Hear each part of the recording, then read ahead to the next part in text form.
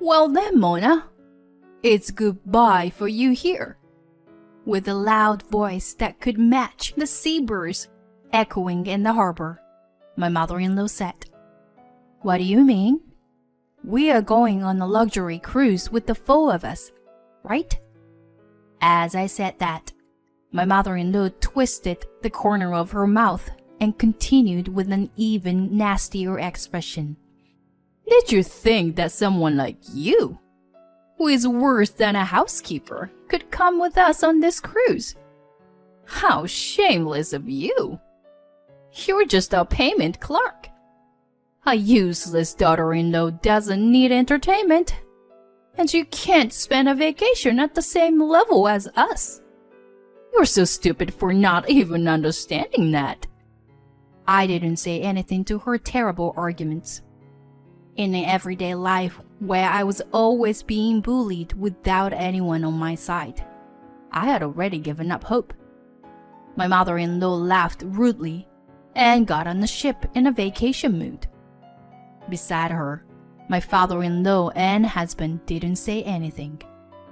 I stared at the three of them in silence, and as soon as the ship departed, I waved my hand and shouted loudly, Goodbye!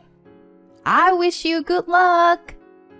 Upon hearing that, my mother-in-law started shouting at me, but I just shrugged it off. You are about to embark the best trip I have set up for you. Well, it's the best for me anyway. Enjoy the revenge that I have planned for you, disguised as a surprise. The details will be revealed once you arrive. My name is Mona, a 38-year-old working housewife. I work as a clerk at a medium-sized enterprise. I have been married to Andrew for 7 years. Andrew and I were originally friends from our student days. We lost contact after graduating from university, but we started hanging out occasionally after we coincidentally met on the street. We started to develop feelings for each other and began dating about a year after we reunited. Andrew told me a secret shortly after we started dating. He revealed that he was infertile.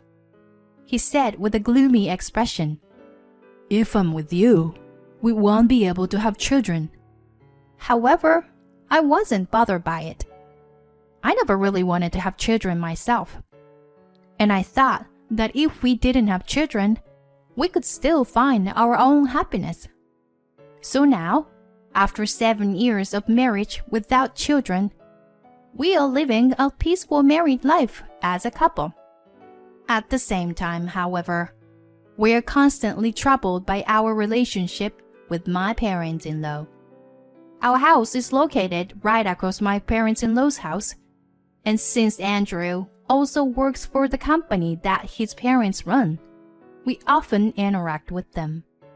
I'm not complaining about that. The problem is that both of my parents-in-law treats me coldly. My mother-in-law has always spoiled Andrew, so she seems to dislike me and treats me like a nuisance. She also tries to push household chores onto me, which is a common story. Mona, I'm busy with work, so you could do the laundry and cleaning for me. Oh, you don't have to cook. I can't eat the food you make anyway. I'm sorry, but I also work full-time, so it's difficult for me to do it. What? How dare! Talking back to her mother-in-law. You are not fit to be my son's wife. Pack your bags and leave now. In addition, it's tricky because my father-in-law is also the type who sticks to old ideas. Until when are you planning to work, Mona? You're getting old, so have a child quickly. Seriously, what kind of education have you received so far? Even so, times have changed. You can have a happy home without children. That's not the issue. If you say things like that, I'll contact your company tomorrow and have you quit your job to have a child.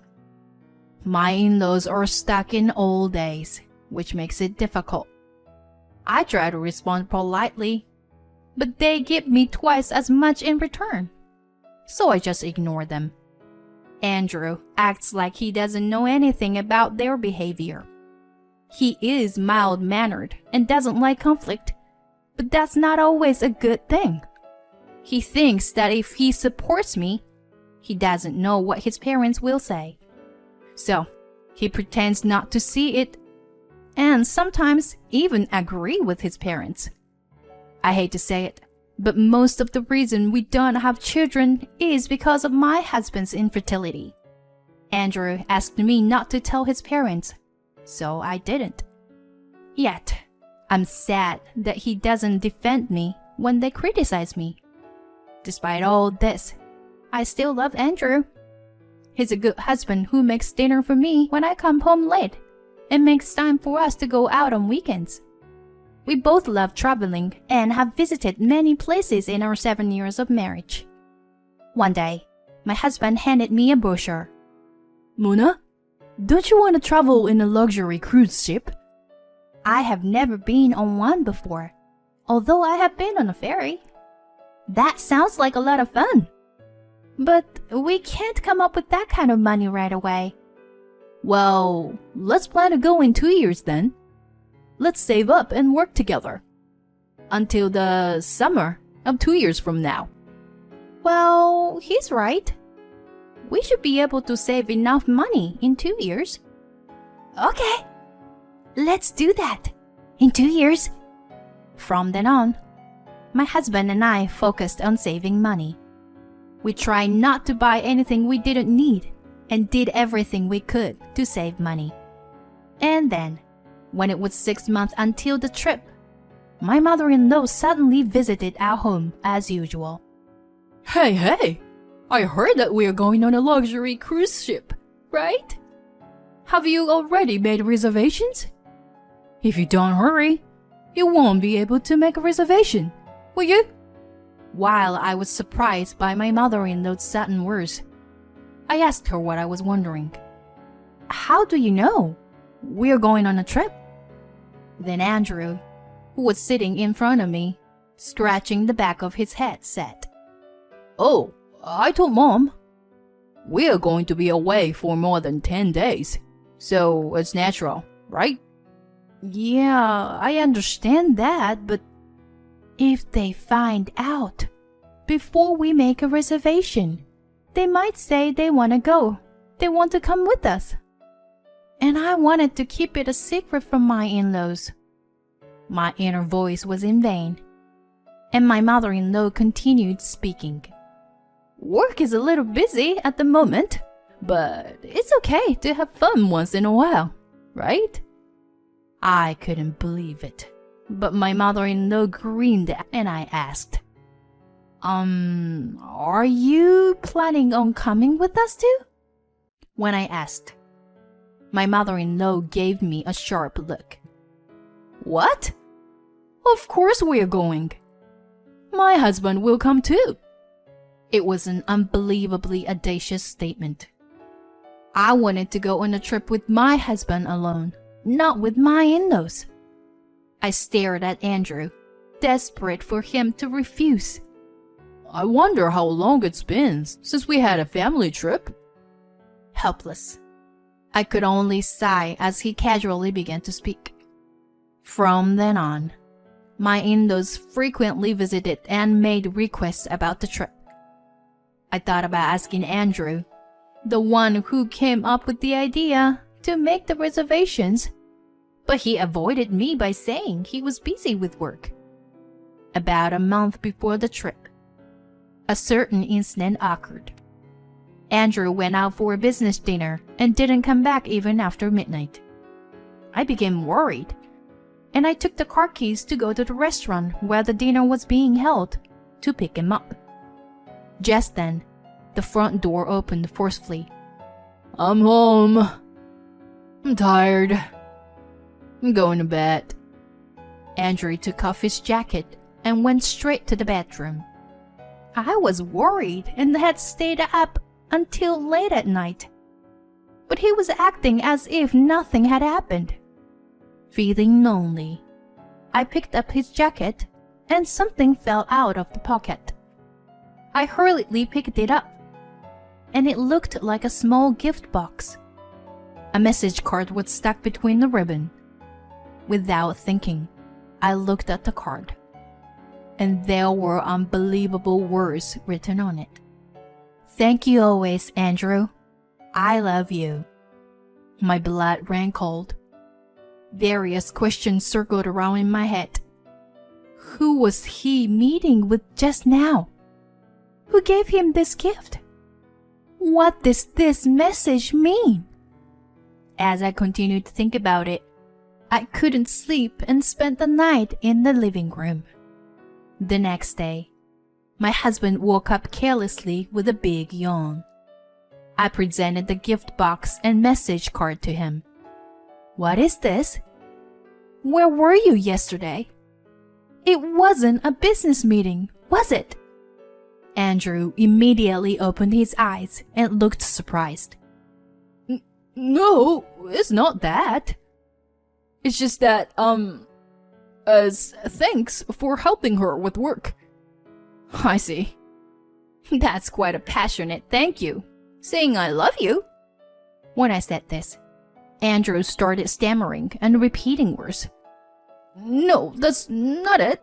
It's just that..." Feeling fed up with the situation, I decided to leave my husband and go to work for the time being. I still felt uneasy, but I managed to finish my work. At lunchtime, when I turned on my smartphone, I saw that there were a lot of missed calls from my in-laws. Just as I was feeling annoyed, my mother-in-law called me again, so I had no choice but to answer. "Hey, Mona. I heard that you suspect Andrew of cheating on you. Our child would never do such a thing, you know. Even if he did cheat on you, that's just a man's instinct." Excuse me?" After my mother-in-law spoke in a forceful manner, my father-in-law immediately took over the phone. "That's right. If anything, it's your fault for doing something to make him cheat on you in the first place. Andrea only cheats because you don't have children and are always working. When you get home, make sure you apologize to my son. Got it?" My father-in-law said whatever he wanted, and then immediately hung up the phone. I had finally had enough. My in-laws, who were turning me into the bad guy, and my husband, who didn't protect me and even sided with them all these years. I finally decided to execute the plan I had been thinking about for a while. And finally, the day of departure of the luxurious cruise came.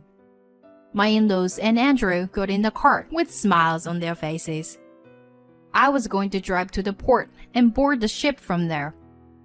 I secretly felt excited. It's going to be a great trip. While holding back my urge to laugh, I drew up the car towards the port. The port was surprisingly quiet and empty.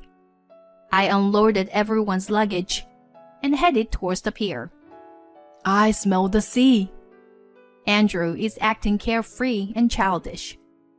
Then, at the moment, my mother-in-law approached me with a big smile on her face. "Thank you for making the reservation, Mona. Let's meet again in 2 weeks. Please pick us up." "What do you mean? We are going on a family trip with 4 of us, right?" My mother-in-law twisted her mouth and made a malicious face, and continued. "Oh, a daughter-in-law is just a stranger to us. Don't you get it? As long as you pay the money, we're good." I didn't say anything. My father-in-law and husband were happily flipping through travel magazines. Andrew noticed my gaze, shrugged his shoulders, and said shamelessly, "It seems to be like that. By the way, I can't see a luxury cruise ship anywhere. Where is it?" My mother-in-law looked around suspiciously. There don't seem to be any other passengers either. Did you get the correct location, Mona? Don't worry. Please enjoy yourselves from here on. I led the three of them onto the boat. Is this really the right ship? My father-in-law muttered, looking at the boat in front of him. It was a small boat that seemed to be full with just 10 people. So I explained to them. You will transfer from this boat to the luxury cruise ship. It's a security major, they said. So, don't worry. Now, get on board. Hurry. I forced the three of them onto the small boat with their luggage. Well then, please take care. I called out to the boatmen, and they departed. Goodbye. I wish you good luck. I waved goodbye with a big smile to the three of them. I thought I heard my mother-in-law shouting something, but I ignored it. After confirming that the three disappeared beyond the horizon, I picked up my belongings and headed back to the car. I hope this will be a fun trip. Later, I returned home and immediately gathered my clothes, appliances, and furniture that I had bought before getting married in one place. When I finished this task, my phone rang. It was my mother-in-law. You! How dare you deceive us! There is no such thing as a luxury cruise ship! Where the hell are we? My mother-in-law was so flustered that I couldn't help but laugh. After laughing for a while, I decided to answer her question. There was never a luxurious cruise ship to begin with. My mother-in-law was shouting something, but I continued. I expected you to leave me behind, so I didn't make a reservation. Do you think you can get away with this kind of thing? Where are we? I can call the police, you know. Now my father-in-law's voice could be heard. The police? That's a bit extreme, isn't it? It's your wife's hometown, isn't it? I just brought you to her hometown. Did you get to see Aunt Mel? Once again, my mother-in-law shouted. What did you say? Aunt Mel, your older sister Mel. I talked to her, and she said to bring you guys there. She'll probably do you guys super well, you know. My mother-in-law's big sister Mel was like a mother figure to my mother-in-law and had a strong policy for dishonesty. Although we had only met a few times during family events, we got along well from the start. So I decided to confide in her and tell her everything I had been through with my in-laws and husband. As I had anticipated, Aunt Mel was furious, but offered to help me. Soon, Aunt Mel's gonna come pick you guys up. Have fun! I said that and ended the call. Soon after, I moved to a new apartment closer to my workplace, which made my commute much easier. While moving, I gathered evidence of my husband's infidelity, which was easy to do since he was careless and left plenty of evidence. By the time the move was over, I had enough evidence to support my divorce case, and with the help of a lawyer, we were able to successfully divorce. Of course, I also requested compensation for emotional damage caused by the affair. The lawyer, who went to meet my ex-husband Andrew, said that he looked devastated and worn out. Aunt Mel was a well-known sports instructor in the local community, and it seemed that she had been working my in-laws and Andrew to the bone from morning till night. They were now living a life that was as demanding as the life they had forced me to live. Aunt Mel said that if they genuinely repented, they could be released from their duties. However, my in-laws' family business had practically gone bankrupt, and they had nowhere to go. It was no longer my concern, though. I just hoped that I would never have to see them again. On the other hand, I recently met a kind and understanding man who accepted me, including my divorce and everything that led up to it. Once his work is less busy, we plan to get married. Although my path to happiness may have been long and winding, I look toward to living a happy life with someone who always puts me first.